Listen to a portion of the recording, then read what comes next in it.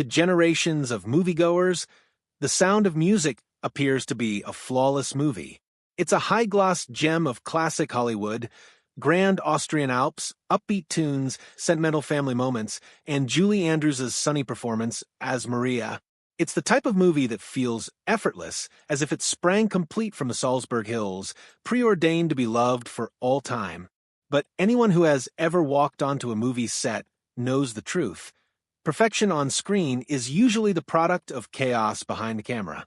The reality of The Sound of Music's making was anything but idyllic. From casting conflicts that almost killed the project, to unanticipated injuries, to harsh weather conditions, to continuity mistakes that fell through editing, the film's journey to the top was fraught with challenges. To this day, keen-eyed audiences still catch bloopers reminding us that cinema, even at its best, is an art of illusion. So, let us step behind the curtain and revisit the making of The Sound of Music. What you'll discover is not a polished fairy tale, but a messy, human story of improvisation, risk, mistakes, and last-minute miracles that somehow produced one of the most beloved films of all time. The casting battles that changed everything. Before cameras rolled, the question of who would play Maria loomed over the entire production. The role needed an actress who could bring warmth, innocence, and humor to the screen, as well as possess a powerful singing voice. A few names were floated around, including Doris Day and Shirley Jones, and even the retired Grace Kelly. But the studio craved an international star, and Julie Andrews had just burst onto the scene with her debut in Mary Poppins. Ironically, Andrews herself was reluctant to play the role. She worried audiences would view her as typecast, another wholesome nanny warbling to kids. She quipped, "I didn't want to spend my career flying in and out of nurseries with umbrellas." But director Robert Wise and screenwriter Ernest Lehman persuaded her Maria was a richer character than Mary Poppins. She wasn't magical or perfect. She was a genuine young woman who had doubts, was high-strung, and had spirit. Andrews accepted, and the casting was crucial. Without her, it is hard to picture the film taking on the international reach it did. Christopher Plummer was less a fan of his casting. Pigeonholed as the humorless, stern father figure in the role of Captain Von Trapp, he would later say in interviews that he used to call the movie The Sound of Mucus behind closed doors. He confessed to finding it overly saccharine. He drank profusely on set, although he subsequently toned down his opinion and was impressed with the film's craftsmanship. In a twist of irony, his cynicism might have been its salvation. The piercing edge he contributed to the captain evened out the film's cutesiness, making it meaningful. The Austrian hillside illusion. Undoubtedly, the most iconic shot in the movie is Julie Andrews twirling on top of a sun-drenched meadow, arms spread wide, warbling. The hills are alive with the sound of music. It appears effortless, an instant of pure movie magic. But the backstage story behind the photo illustrates just how much effort and risk was involved in producing that one image. To obtain the wide panorama, the team employed a helicopter-mounted camera flying low arcs towards Andrews as she twirled in the field. However, the downdraft from the helicopter knocked her down time and again, and she was tossed around in the grass. She had to stand up, reposition, and spin every time. It took well over 6 takes before the shot was usable, with Andrews bruised and dirty. Worst of all, the meadow was not naturally ideal for shooting. The owner of the property, a farmer, had agreed to leave the grass long, but had mowed it before the crew returned. To get the appearance, art department members built artificial additions, a false stream, relocated trees, and camera placement meant to make the meadow look fuller than it was.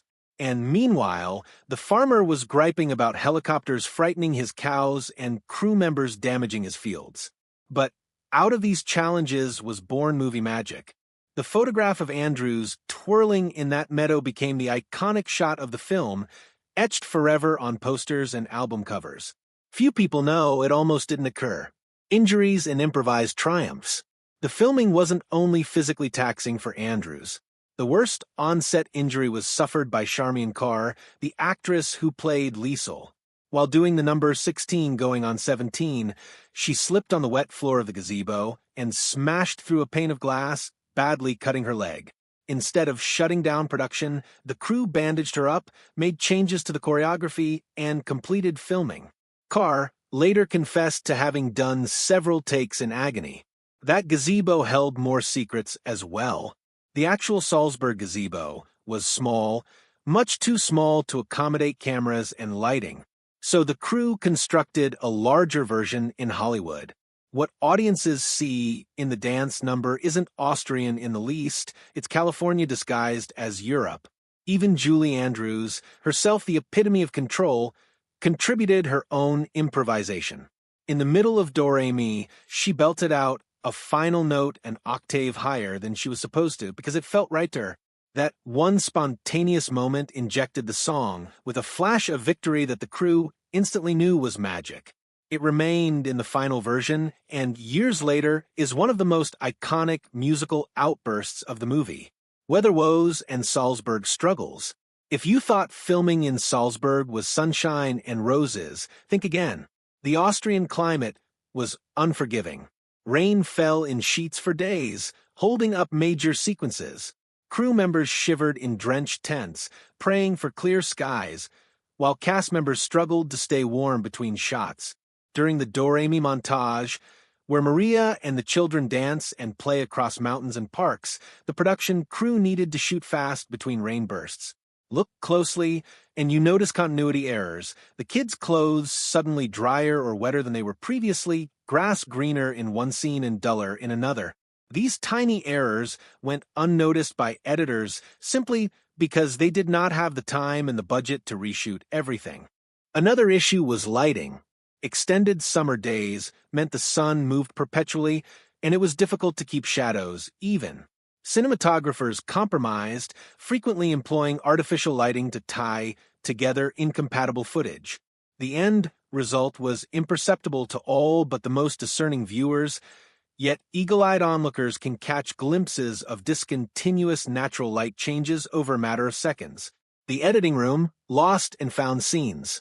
As principal photography finished, director Robert Wise was presented with a daunting task. The movie was too long. The initial cuts totaled almost 4 hours, far too long for patrons. Some scenes had to be eliminated. One was a scene in which Liesl had officially introduced Rolf to Maria.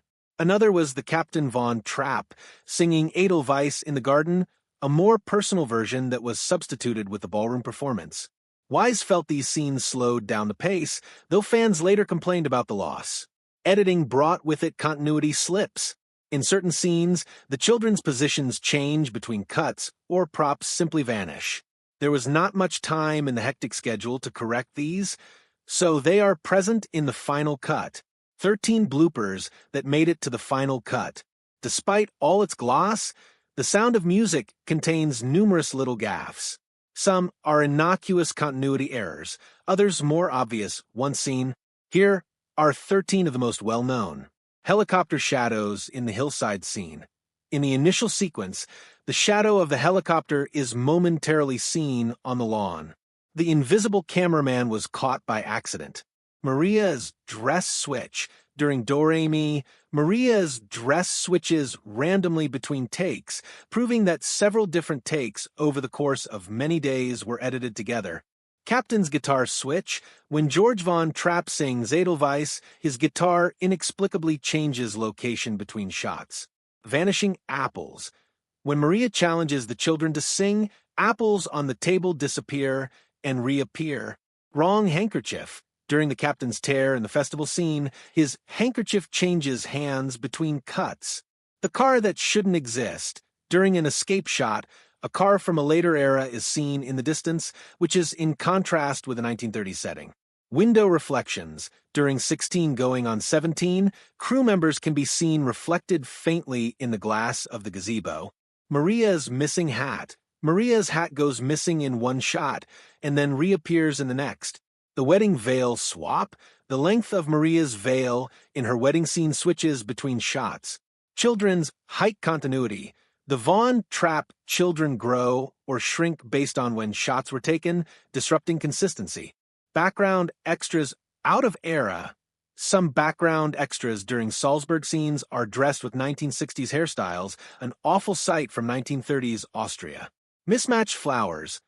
Bouquets held by the kids change color or shape during cuts. The final escape scene. The family escapes over the Alps, but geographically the actual Von Trapps would have marched right into Nazi Germany, not Switzerland. These errors never took away from the film's strength. In fact, they lend character evidence that even films of perfection are created by humans. Legacy born from flaws.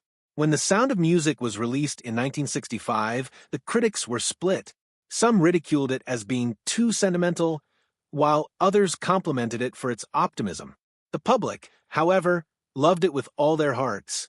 It went on to win 5 Academy Awards, including Best Picture, and ranked as one of the biggest grossing films of all time. What is amazing is that every struggle, the injuries, the weather delays, the improvisations, the continuity blunders, melted away under the emotional strength of the film. The music, the performances, the story transcended the errors.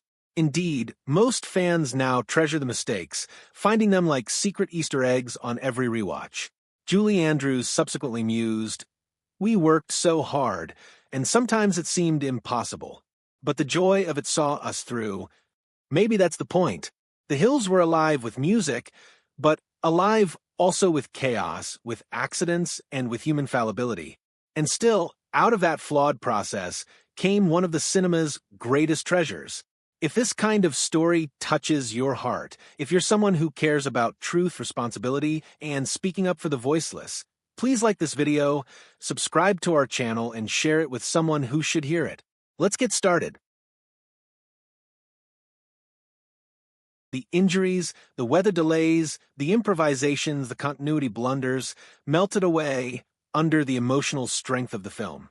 The music, the performances, the story transcended the errors. Indeed, most fans now treasure the mistakes, finding them like secret Easter eggs on every